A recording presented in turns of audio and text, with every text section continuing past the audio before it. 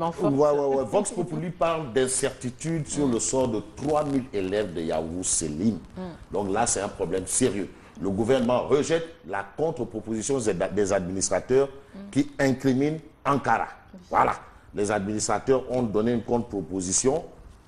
L'État du Sénégal dit niet. Donc là, on est face à une situation compliquée parce qu'il y a quand même 3000 élèves qui sont dans l'air, comme ça.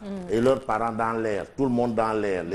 Les enfants sont à l'école, mais 3000 élèves dans l'air. Ça, c'est ce qu'on retient à la une, bien entendu, de Vox Pop. Et puis, on est avec Diomansi Kamara, ancien international de football du Sénégal, ancien pensionnaire de l'Olympique de Marseille, qui, pour que le Sénégal soit performant, Cissé doit régler l'équation Sadio Diao Baldé. Il y a quelque chose qu'il faut régler à ce niveau. Et Cissé doit impérativement régler cette équation à 1, 2, 3, 4 ou 1000 inconnus, on ne sait pas. On passe à l'enquête. Et puis enquête ce matin. Mais l'enquête revient sur le cas Yavuz Selim. Administration des écoles Yavuz Selim, le casse-tête turc. Maître Antoine Ben, qui soutient dans ce dossier, le gouvernement ne peut pas reculer. Quoi qu'il advienne, le gouvernement ne peut pas reculer, sinon ça est non-sens. Maître Hassan Diomandiaï, le mal est déjà fait et l'État portera dans sa conscience cette responsabilité. Donc là, ce sont les avocats qui se prononcent sur la question. Et puis en prison depuis plus de 6 mois, l'avenir politique de Khalifa en question, et c'est l'enquête qui fait justement l'actualité à ce sujet. D'accord. Le quotidien. Mais le quotidien parle de l'échec des négociations avec l'État. Horizon bouché pour Yavuz Selim. Voilà, là on est dans un cul de sac. Voilà, cul de sac. Carrément. Là c'est bouché, c'est fermé. Voilà. Les autorités campent sur l'administration provisoire. Campent sur l'administration provisoire et c'est la décision des autorités. Et parmi ces autorités, on a monsieur le ministre Serigne Mbaye Thiam, ministre de l'Éducation nationale. Maintenant, on va comprendre autre chose de plus global. Là, on prend l'affaire Yavuz Selim, on pose, on comprend tout simplement qu'il y a 3000 élèves qui ne savent pas est-ce qu'ils iront à l'école cette année. Problème, parce que l'horizon est bouché selon le quotidien, problème. Maintenant, on passe bien entendu à Walf Quotidien. Walf Quotidien parle d'un autre problème plus global. C'est l'ouverture des classes 2017-2018. Ubite Djangete. Est-ce que c'est Ubite Djangete ou Ubite Kasté ou Ubite Djangelek? Finalement, si on comprend Walf Quotidien, on se rend compte que c'est Ubite Djangelek. Coup d'envoi d'une rentrée à problème. Que des tolof, que des njafeng, des benke, à n'en plus finir. Finalement, c'est une rentrée à problème. Tcharoga, des fournitures d'une valeur de 5 millions volées. Quand on va jusqu'à voler des fournitures scolaires, quand même, c'est compliqué. Hein? Guinaouraï, 300 élèves transférés sans note administrative.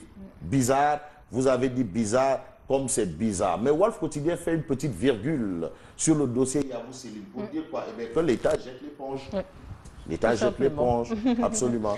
L'Observateur ce matin. Mais l'Observateur, l'Obs parle justement de l'ouverture des classes 2017. C'est l'actualité, vous le savez, c'est l'actualité. La rentrée est scolaire.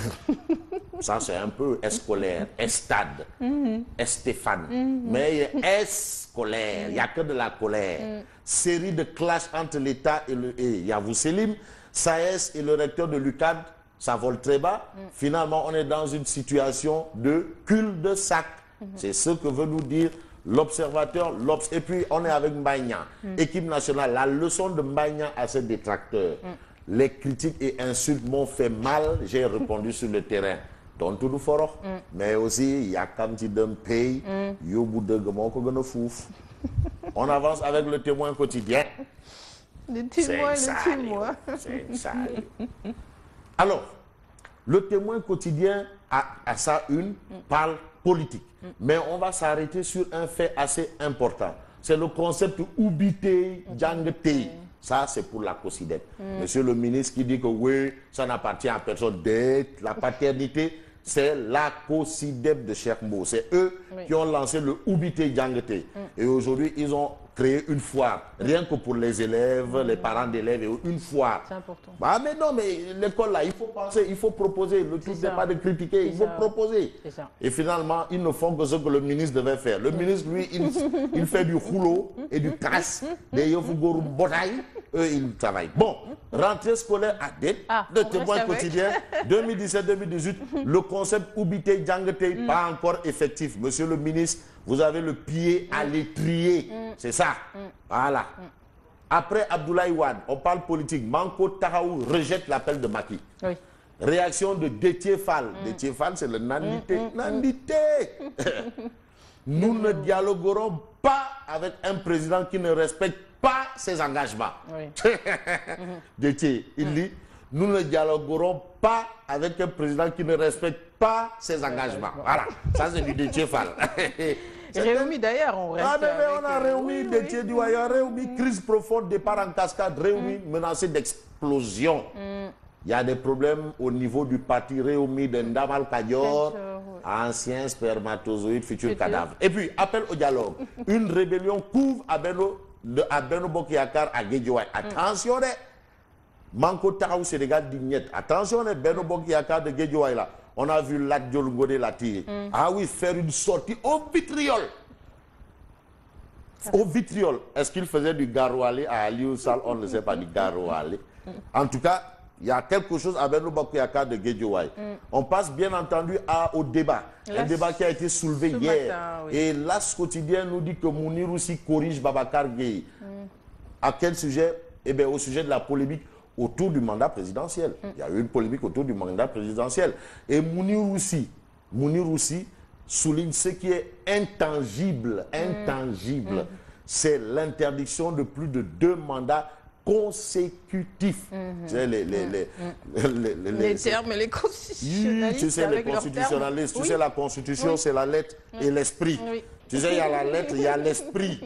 Or, conjonction de tout ça là, ça peut s'expliquer. Voilà.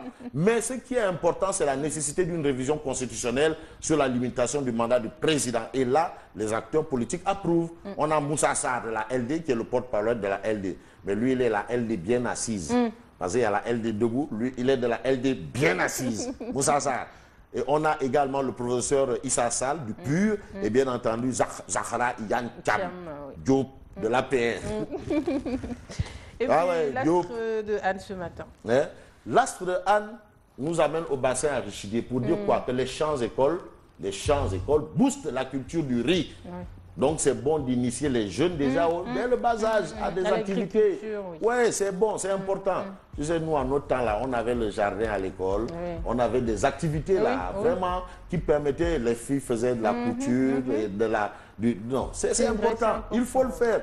Donc vraiment, Oubité, Djangete, tout ça là, ça doit être pris en compte. Voilà.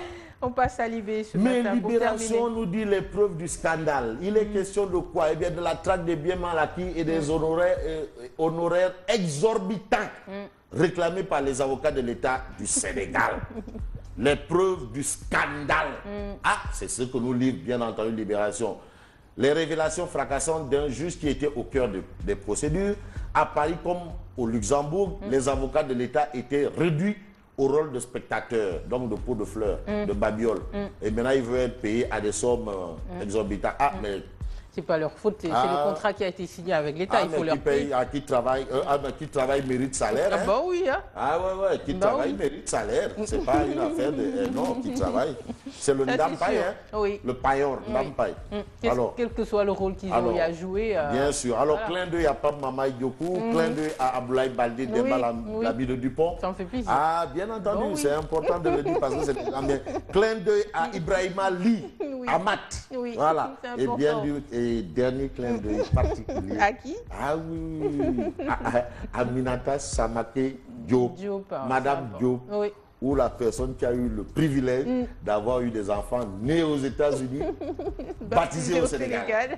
Madame Diop, Aminata Samake Diop. Voilà. Merci à lui, Fabrice Nguema, qu'on va retrouver demain. Moi, je vous retrouve tout à l'heure.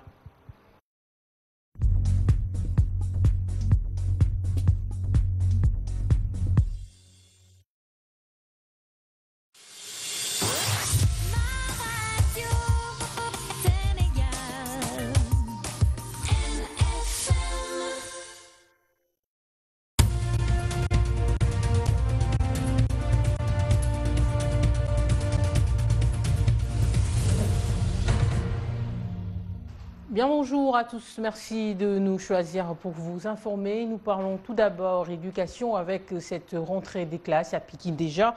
La commune de Guinaouraï Nord face à un manque criard d'infrastructures scolaires. Dans la commune, il n'existe qu'une seule école publique élémentaire qui ne compte que 7 classes pour 80 élèves. L'établissement scolaire est surpeuplé. Les enfants devant aller à l'école cette année sont également nombreux. Une situation en tout cas très difficile pour la commune de Guinaouraï. Nous y reviendrons avec les explications de notre correspondant sur place. Il s'agit de Younoussa Baldé.